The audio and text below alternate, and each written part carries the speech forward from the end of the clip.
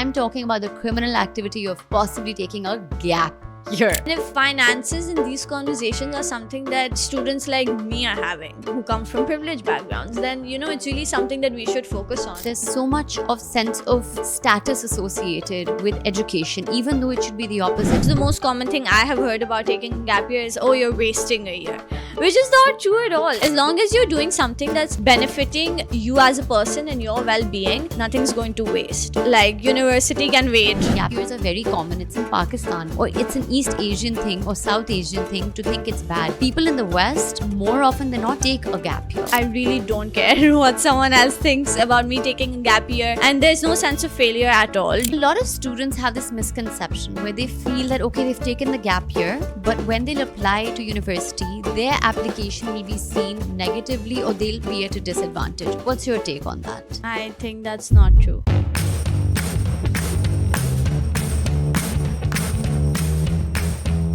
Assalamu alaikum and hello everyone to the second episode of Really Real with Alizeh.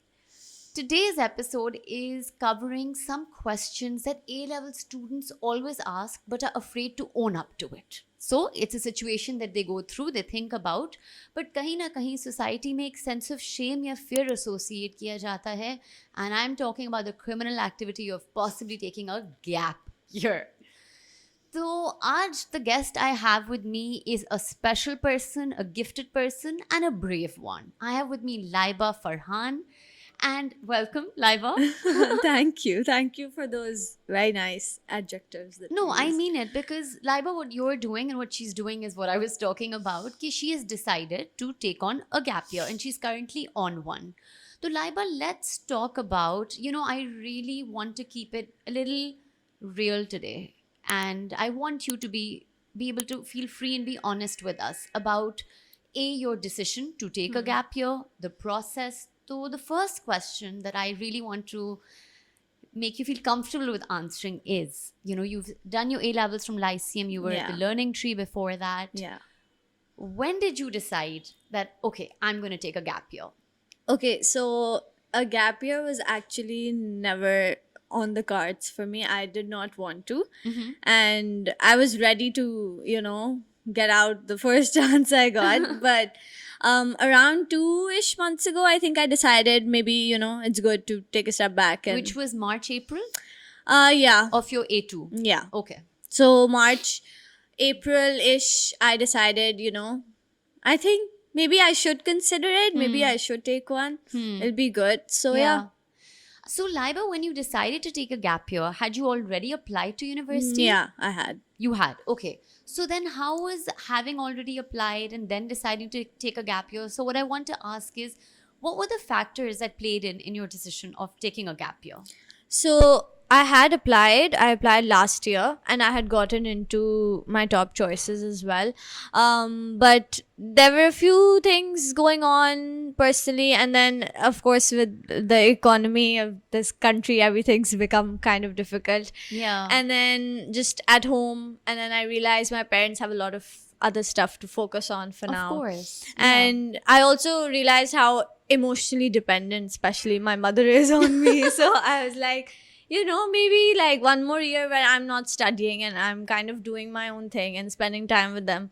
Maybe that's what they want and maybe it'll be good for me. So, yeah. So in the intro, I said brave, I think bright or something, but I think very emotionally. This is just flattery, No, now. really, because you see, if I were to say this to another teenager, right, that okay, that 1 year that you might invest in spending time with your family, it might seem like, but I've lived my whole life, that's why I want to leave. But the one thing I'll tell you, with probably a few more years in my life than yours, is that something happens to parents when we go to university and come back. Accelerated aging happens. So the time that you have with your parents right now is never going to come back. Yeah. And this is something that I want to tell, all teenagers out there, that when you're 17 to 21, if we keep average age gaps between parents and us, they're at their prime, health-wise. So you're going to see this in a few years, that this special time is never going to come back. Yeah. And a little thing that, I was trying to think of when you were talking was that when you decided, okay, I want to, looking at the economy, take that extra time. That's something important we should deep dive, because exchange rate बहुत change हो गया है from the time that you were thinking of applying last year. If I look at Google nowadays, it's an average of 360 rupees to a pound, and it's gone up to 380 at some points. Yeah. So how was having that conversation about finances with your parents to keep it real between them and you? So I never actually had that conversation with my parents. It was more of a realization on my own that, okay, there's like 100 different things going on right now. Yeah. And my education can take a step back. So, and a year, it's not going to cost me much. And next year, I'll be able to focus on it better. So will my parents.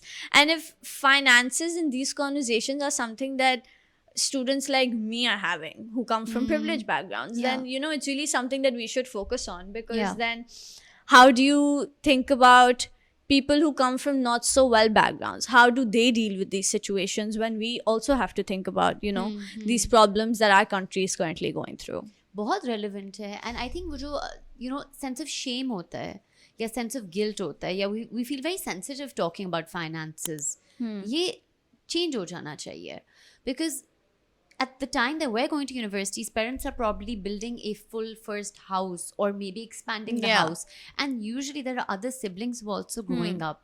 And I think ये जो conversation है of going abroad specifically at this exchange rate, as a society, we need to be more open and more relaxed in being real about these things. Yeah. But I think the problem comes in, it's not even about private institutions, even students who go to public schools, right? Yeah.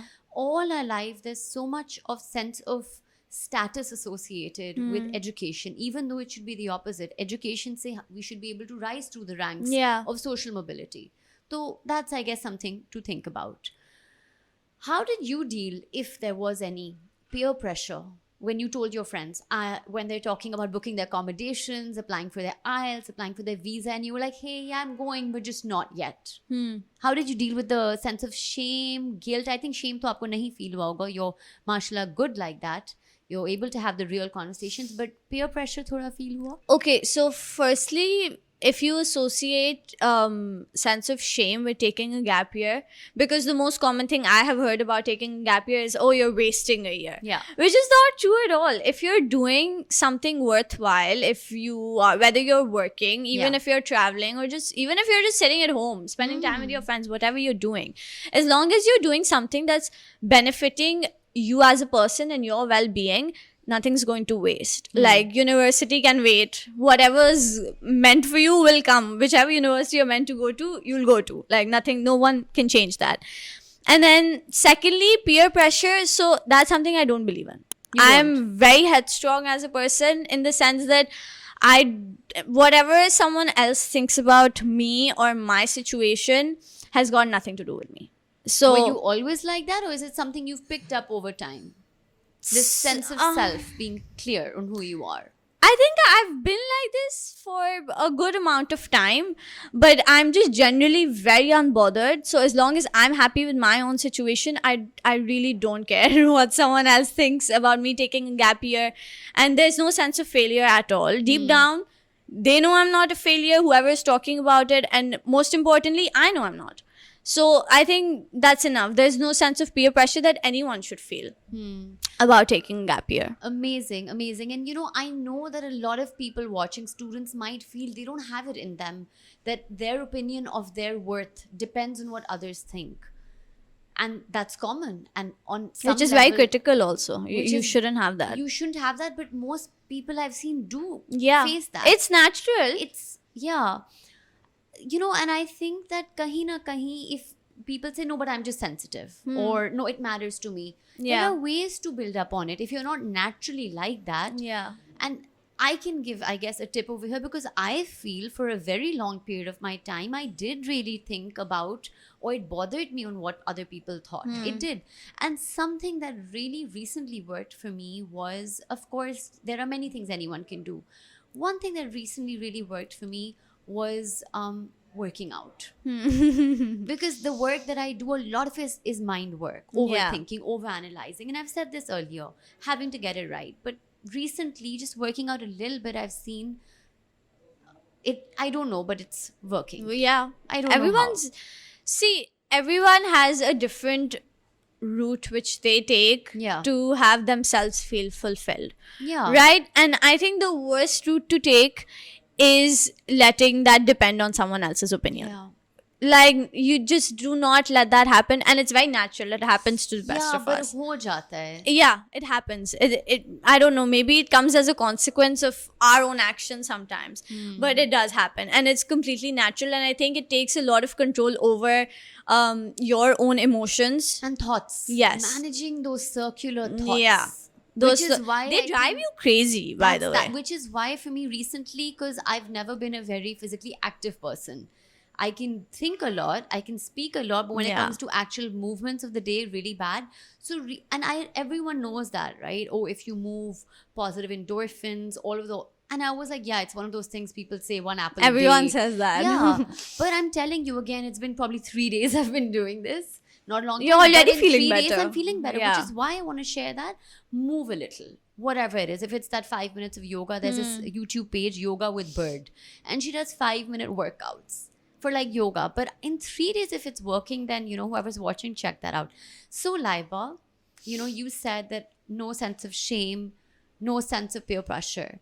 But then when you apply to universities, right, a lot of the universities don't mind that. And by the way, to the ones watching internationally, gap years are very common. It's in Pakistan, or it's an East Asian thing or South Asian thing to think it's bad. People in the West, more often than not, take a gap year, Yeah. actually. So it's pretty common. But what I've seen universities actually want is, what have you done in that year? That's what Yeah. they're concerned about. A lot of students have this misconception where they feel that, okay, they've taken the gap year, but when they'll apply to university, their application will be seen negatively or they'll be at a disadvantage. What's your take on that? I think that's not true at all, because if you've taken a gap year and if you've taken the time out to work on yourself and to work on your profile as a student, and if you've gotten experience in what you need to study and do further, then of course it's not a waste at all. Universities will never go into such nitty gritties of the student, be like, okay, isne gap year liya, isko to hum nahi admission denge. They will never do that. They don't care as much. You write a good essay, your grades are good, that's it, you're And set. you've done something in that year. Yes, you're set. In fact, if you take a gap year and if you've done stuff that benefits your application, your essay just automatically becomes better. Because you have more to talk about. Of course you have. And then especially right now, because I know I've been through the UCAS process. Yeah. Now I know when I apply this year again, I just know everything that I need to put down, which will make me look 10 times more attractive than I was last year. So I know what they want to see. I know what they want to read. Even if my grades, some grades are not that great, like my maths grade, I know how to cover that up through my essay. So I think these skills you pick up when you take that time off and do things outside of your school and college. In real practical life. That's when you kind of pick these up. And it helps. So universities don't care if you've taken a gap year. As long as you've done something in that gap year, as long as you've made it worthwhile, they really don't care. I think that's a great point and a great note where we can, end today's conversation, because at the end of the day, if I look at everything you've told me, it's about owning who you are, being aware of your realities, financial, emotional, and from a social perspective, and then having a plan and working hard, right? And a lot of what we discussed today, I think, had to do with, first of all, having an independent sense of self, for knowing who you are, and for having a plan. And the one thing I really want to reiterate is, if you're taking a gap year, you need to be doing something in that year. Because I don't want people watching this episode taking that gap year, not doing anything, and expecting the application to be stronger. No. Right? So thank you so much, Laiba. No problem. Thank you for having me. Thank you for having me act as your guest and not employee for 1 hour. No, I can get back to work right after this. But guys, the one thing I'd like to end today's episode with is, high school is a difficult time. Physiologically, emotionally, hormonally, mentally, academically. If you look at the science of the way you're changing. You need to be very, very honest with who you are, what your family is like, what your family can afford, and take that with stride and confidence, right? Sense of shame, sense of guilt are all things that it won't end after high school or university. But you need to learn how to start mastering it with tips and tricks at this time.